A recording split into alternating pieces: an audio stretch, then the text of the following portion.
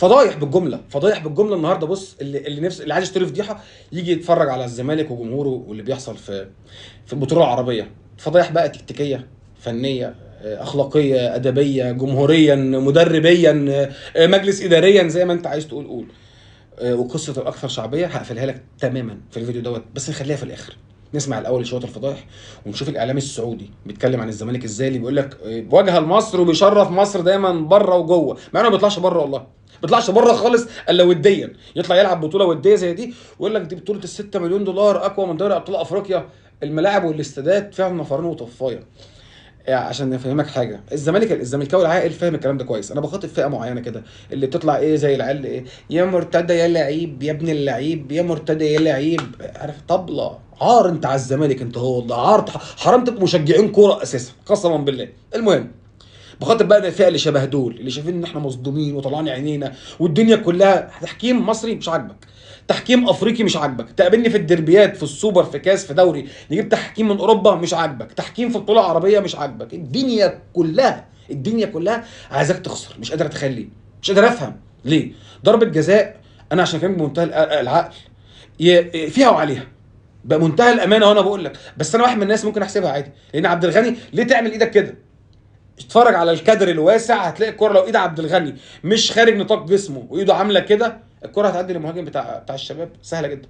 ليه تعمل ايدك كده؟ بس اهي ضربه جزاء اتحسبت، ما انت ياما خدت ضربات جزاء باحتواء. انت رحت ايه النهارده؟ ضيعت الا كوره زيزو كالعاده اللي حط في العارضه، اللي النحس بتاعكم ركب في الواد، ملوش دعوه بقى القائمه الايمن للشناوي زي ما قلت لك. المهم، نسمع الاعلام السعودي ونتكلم عن فضيحهم شويه، وبعد كده اقول لك في اخر الفيديو قصه الاكثر شعبيه هقفلها لك ازاي. هعرفك ان هم طول عمرهم اقليه وجمهور مناسبات، مع احترامي اغلبيه الجمهور، لان النهارده الفئه اللي راحت من جمهور نادي الزمالك دي تتشال فوق الراس يا ابني والله.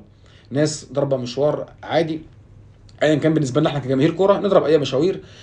جمهور رايح معاه شماريخ ورايح يحتفل ورايح عشمان في فرقه عامله موسم كارثي، ومع ذلك الجمهور النهارده رايح. فحتى القله شويه اللي راحوا 700 واحد او 1000 او 2000 حتى ايا كان الرقم، ناس تشيلها فوق الراس، جمهور شبهنا عنده انتماء قوي.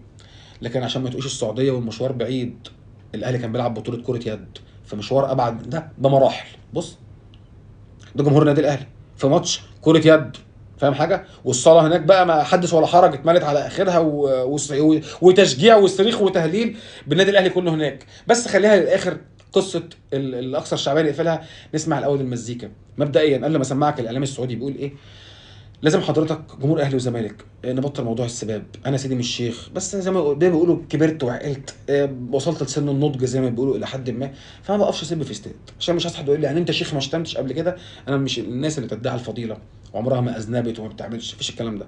بس للجمهورين عامه لا تشتم لا بره ولا جوه، لان الموضوع فعليا في دروس لو تشوفها لبعض الشيوخ تخاف وتقعد تستغفر ربنا على اي شتيمه شتمتها لحد زمان.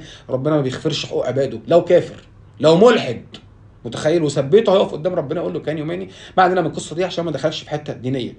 لكن الناس كلها على تويتر تتفرج على الفضايح الاول، تتفرج وبعد كده اسمعك.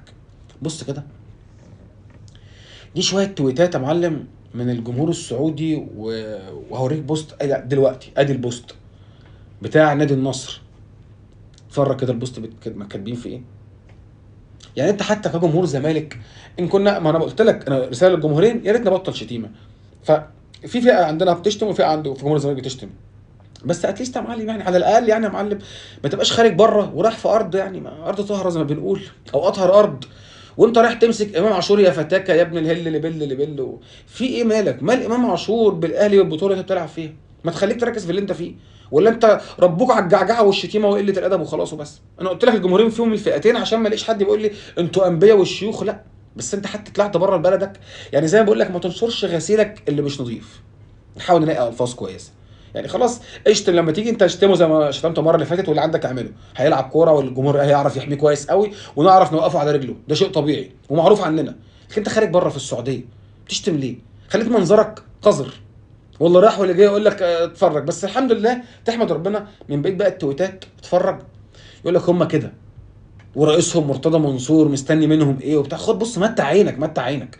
فالحمد لله ان الناس في السعوديه ما قالتلكش اصل المصريين كلهم كده، الحمد لله انها جت على قد كده. يعني طول ما انت بره الغربه الى حد ما او بره بلدك يعني في الغربه، حاول تدي صوره نظيفه لبلدك عن طريقك. انت بتمثل بلدك، هتفهم الكلمتين دول. انا عارف ان في ناس هتشوفهم ايه اللي بتقوله ده، وفي ناس مش هتفهمها. انت حر، عايز تطلع تسب سب، ان كنت اهلاوي عايز تطلع تشتم في رمضان صبح اشتم، انت عايز تشتم في امام عاشور اشتم، كل واحد هيتعلق من عرقوبه في الاخر.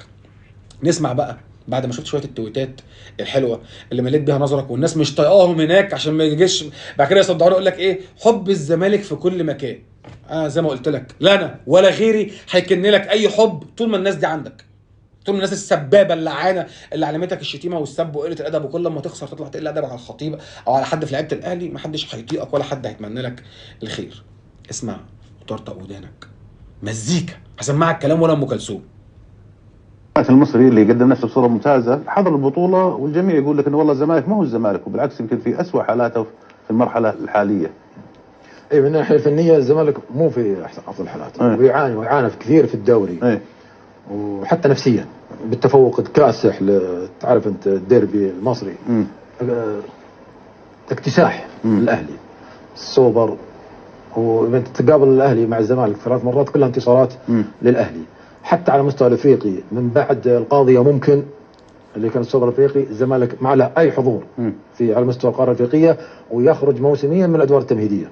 الزمالك ما عدا ذاك الاسم على مستوى القاره، الحضور الطاغي للاهلي. هذا نقف هنا بس ثانيه واحده ونرجع له تاني. شفت قال لك ايه؟ حتى القاضيه ممكن بقت مشهوره حتى في الدنيا كلها. قال لك من بعد القاضيه ممكن، والزمالك ماله اي حضور. حتى لما قابل الاهلي قال اكتساح الاهلي، ودربيات الاهلي والزمالك اكتساح فعلا. هي دربيات جماهيريه بس، وبرده مش دربيات جماهيريه قوي، لكن هم تاني اكبر قاعده جماهيريه في مصر، ده شيء طبيعي. فهو من هنا بيسمى دربي، لكن فنيا ملوش علاقه بالدربيات. ملوش علاقه بالدربيات فنيا. ده انا بديك 5 و3 و3 و4 مش عارف ازاي بيبقى دربي فني ده، انا مش قادر اتخيل يعني. لكن بيقول لك ايه، الزمالك ما عاد الزمالك خلاص، كان اسم زمان. ربنا ينضفك تاني، دعوه حلوه مني، ربنا ينضفك من اللي انت فيه. ساعتها اقدر اقول لك ممكن خلال موسمين تقوم على رجلك، لان اللي عمله وبوظه عندك مرتضى منصور ده محتاج ترميم كبير، محتاج شغل سنه سنتين على الاقل من ناس واداره عارفه يعني ايه كيان، وعارفه يعني ايه احترام، وعارفه يعني ايه اخلاق، وعارفه يعني ايه اداره صفقات لعيبه بدون سمسره وبدون الجو اللي انت فاهمه. ساعتها الزمالك ممكن خلال موسم ونص، موسمين يقدر يقف على رجله. كمل واسمع. كثير، حتى درجه ان مباراه السوبر المصري الاخير الزمالك انسحب من المباراه بعذر، يعني ليش ما وقفتوا الكهرباء، لكن الصحيح انه منسحب لانهم عارفين انهم ممكن يواجهون كارثه في المباراه. شفت قال لك ايه؟ قال لك حتى في مباراه السوبر اللي انسحبوا منها، قال لك انسحب ما ادري ايش عشان خاطر ما وقفوش كهرباء، لكن دي مش دي الحقيقه. الحقيقه ان هم عارف ان هم لو لعبوا المباراه هيواجهون كارثه داخل المباراه، كارثه يا معلم فعلا. وصدقت والله يا عم المحلل السعودي، لسه مدينهم 4 قبل ما يجوا لكم طازه وسخنه، 4 وطازه سخنه جدا يعني. كمل بقى دي عشان نقفل الفيديو. بحثوا عن الحل الاسلم. فرص الشباب سموها بطوله الكبرياء، فرص الشباب بكره باذن الله. بعثوا قبل ما انسى معلش، ده في لقاء قبل ماتش الزمالك والشباب، ده امبارح، انا نسيت معلش، ده امبارح. شفت بيقول لك ايه؟ بحثوا عن الحل الامثل، وقال لك هذه بطوله كبيره. لا هو قصدهم بطوله الكرامه، عشان هو الراجل ما يعرفش انتوا سميتوا ايه. قال لك احنا خدنا بطوله كبيره سموها الكرامه حضرتك. نسمع ده كلام كان بيتقال امبارح قبل ماتش الزمالك والشباب بتاع النهارده. اسمع. رجعوا واجهوا الاهلي في الدوري، طبعا ما يقدرون ينسحبون هنا، خسروا ب4. في الزمالك فنيا مو بالنسبه للزمالك القديم. عشان كذا انا اقول بامكان الشباب انه يتجاوز الزمالك بامكانه.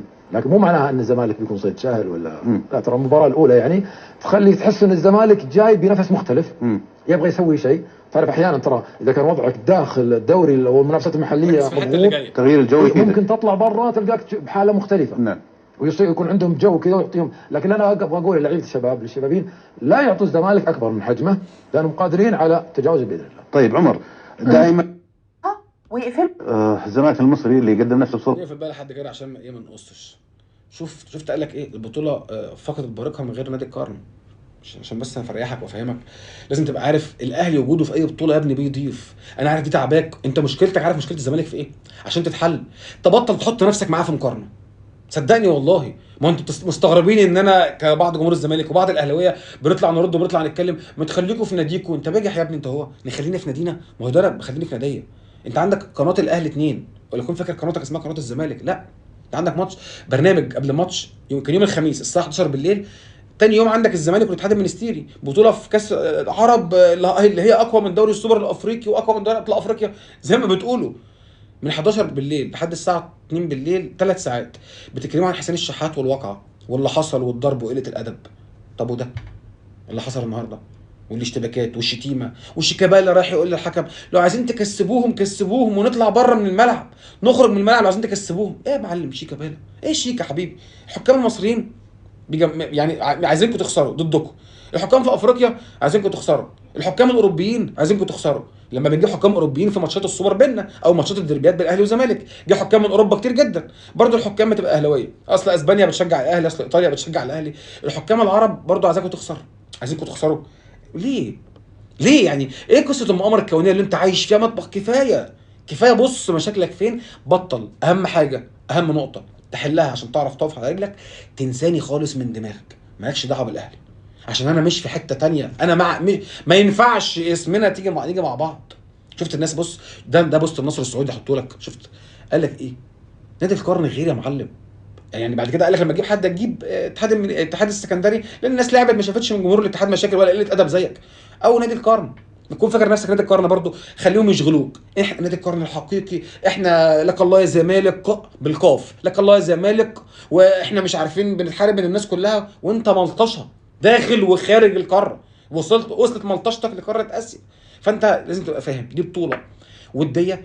ال6 مليون دولار اللي هم حاطينهم دول حطوهم عشان اللي زيك يجي، عشان الفرق العربيه او اللي زينا برضو، لا تفهمني غلط، لا اللي زي الزمالك اللي زي الاهلي اللي زي الترجي اللي زي الوداد، المبلغ ده بالنسبه لهم كبير. 6 مليون دولار بالنسبه لنا رقم.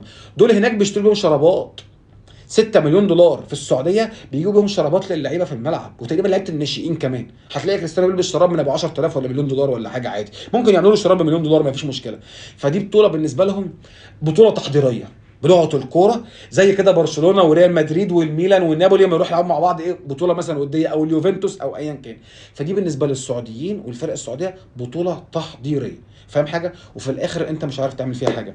انا لحد كده بيني وبينك الفيديو طول، مش عايز اطول عليك. حتى الاكثر شعبيه دي نخليها في فيديو تاني لوحده، عشان فيها كلام كتير رايق وصور وفيديوهات هعرفك حضورهم الجماهيري عامل ازاي، عشان نخلص من النغمه بتاعه الخليج كله بيشجع الزمالك، لا ابو ظبي ولا نطلع العين تطلع السعوديه ما لهمش حد. وزي ما وريتك الاهلي كان فين في الصالات، اتفرج منظرنا عامل ازاي. هوريك برضه في مصر ان هم جمهور اغلبيتهم مناسبات، عشان مش هعمم الكل، لان في جمهور زمالك عنده انتماء للكيان بطريقه مش طبيعيه زي حالاتنا احنا كمان. لحد كده يا سيدي مش عاوز اطول عليك، وان شاء الله نشوفهم في بلاوي تانية جديدة بإذن واحد أحد، ونشوفك فيديو جديد. سلام.